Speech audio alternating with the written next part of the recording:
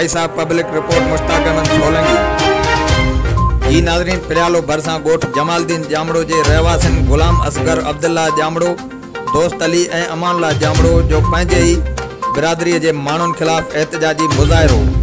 उन मौक़े ते हुननि मीडिया आॾो दाहींदे चयो त शहज़ादो जामड़ो ऐं उन जा पुट असांखे मुख़्तलिफ़ नंबरनि तां कालियूं करे असां खां मंत्री घुरी रहिया आहिनि। हुननि इल्ज़ाम हणंदे चयो त शहज़ादो जामड़ो पंहिंजे पुटनि ऐं नामालूम साथियुनि समेत असांजे पिड़ ते हमिलो करे बीको मशीन जी भञ ड्राह करे पिड़ ते रहियल मज़दूरनि खे मार कुट करे सख़्तु नतीजा भोगण जूं धमकियूं ॾेई विया आहिनि। हुननि SSP खेरपुर DIG सखर ऐं ॿियनि वसवारनि खां मुतालबो कयो आहे त जवाबदारनि खे गिरफ़्तार करे असां सां इंसाफ़ कयो वञे, ॿी सूरत में एहतजाज जो दाइरो वधायो वेंदो। रिपोर्ट मुश्ताक अहमद सोलंकी। जवाबदार गिरफ्तार क्यों?